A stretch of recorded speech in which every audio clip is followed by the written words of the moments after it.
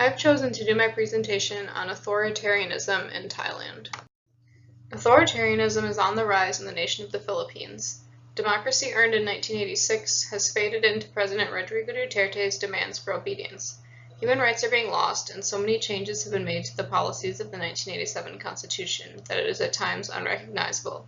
There is an argument to be made for state sovereignty, but populism and authoritarian rule in the Philippines is leading to violence, corruption, and inequality. The Philippines has a complex history of colonialism and uprisings, and options for policy changes are necessary, with the ultimate conclusion being that this island nation needs to reform its political system to remove some powers of the president. This will require a change in popular opinion toward Duterte and the work of many organizations in concert. The Philippines is a nation of 7,100 islands in Southeast Asia with a population of around 80 million. The country was taken over by Spain in 1571 and became a colony. It gained independence in 1898, but was quickly given to America in the Treaty of Paris. It saw some development and expansion in this era, but then was occupied by Japan in the Second World War. They ultimately gained independence in 1946, but this did not guarantee peace, as in 1972 martial law was declared by President Marcos, who ruled much like a dictator, and reversed much of the progress that had been made toward democracy. The people eventually revolted in the People Power Revolution of 1986 and created a new constitution in 1987. This constitution included a separation of powers and multiple legal systems to best include the entire population, and thus some provisions for equality were included. Leadership has changed many times, though, whether through coups, corruption charges, or impeachments, and thus the Philippines has experienced various leadership structures. The current president, Rodrigo Duterte, serves as both chief of state and head of government and became president in May of 2016, running on a platform of improving the financial situation for all, believing that illegal drug use, crime, and corruption were the key barriers to economic development. Violence and oppression, growing inequality and corruption, and repression of critics and opposition proved these goals were not met yet, though. These issues will be discussed below as areas where policy changes need to be made. The war on drugs, involving extrajudicial killings, and martial law are two areas where policy changes are necessary. Duterte's war on drugs has led to thousands of extrajudicial killings outside the rule of law, and to the terror of thousands more.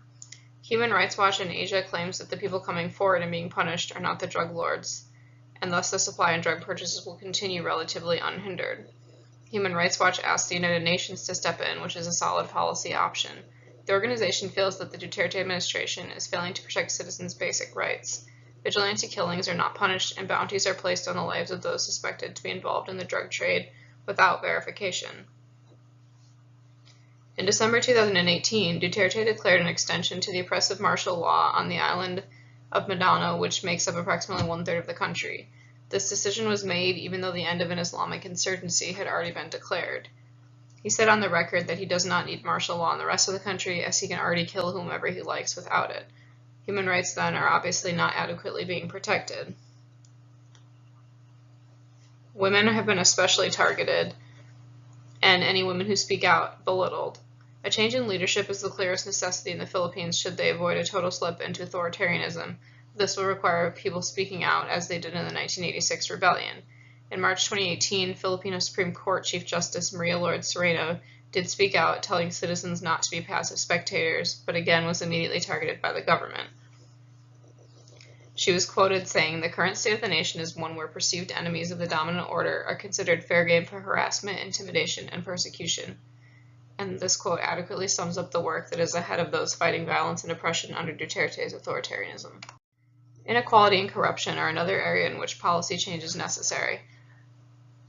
He has also failed to address these two campaign promises.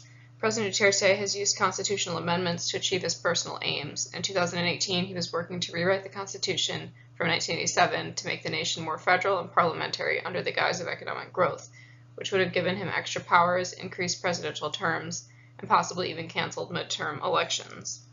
Duterte claims that these changes would give more power to the people, but they would actually mark a large shift toward authoritarianism. Much of the nation's wealth is controlled by a few rich families who have buddied up to the government, and thus the plight of the poor has not been improved. Farmers are also a struggling group. The island of Negros has seen brutal murders of laborers who have tried to reclaim land which was taken from them by the government. The workers on this island produce half of the Philippines' sugarcane, but make less than $5 a day, and only during the growing season. Corruption is rampant and inequality is resultant. Even when land is redistributed as it's supposed to be under the Constitution, the people often do not have the materials they need to make a profit and receive no government assistance.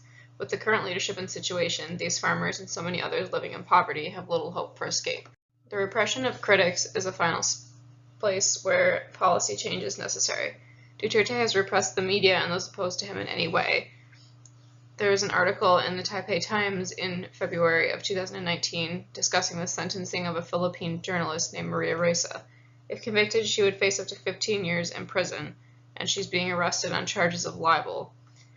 But realistically, the company had written stories on many issues Duterte would rather keep hidden, which have been recognized by international media, but have also put them directly in Duterte's crosshairs.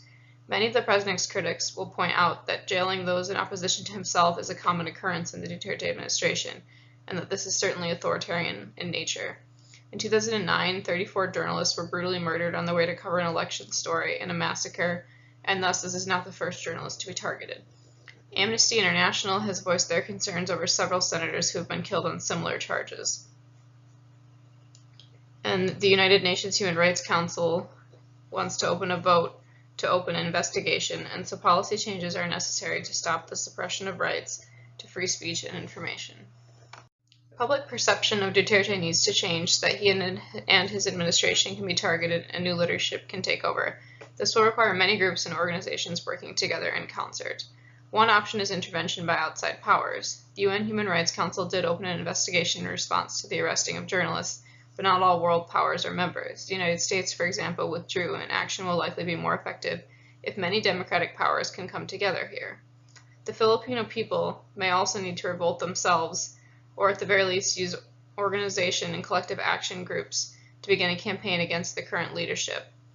The 1986 People Power Revolution ended martial law, and thus a popular uprising may be necessary again today. The Liberal Party currently has little support or resources and would need a resurgence to stand a chance at defeating the ruling party, and thus a shift in popular opinion will be necessary. International organizations should also step in. Duterte's war on drugs is a clear violation of the Philippine Constitution and the International Covenant on Civil and Political Rights, as it ignores due process and assumption of innocence, and thus it cannot be allowed to continue. The armed forces of the Philippines could also stand up against Duterte. The president has no choice but to depend on them, and if they wanted to make demands or change allegiances, the impact could be large. So in conclusion, what began as a democratic election has slid into authoritarianism. The checks and balances put in place by the Philippines' 1987 Constitution have been in large part ignored or altered by the Duterte administration, and left unchecked will give him absolute power. With such power could come even more disparity between the powerful and the poor. The violence, inequality, and repression of rights will continue and eventually could give rise to dictatorship. The public needs to act, including other nations, international groups, and grassroots activism within the Philippines. It will require a change in public perception to bring about changes in leadership before Duterte gains all power and it is too late. Only with a change in leadership will policies be able to be enacted to return the nation to democracy, and only then will the threat and horror of this era of authoritarianism be thwarted.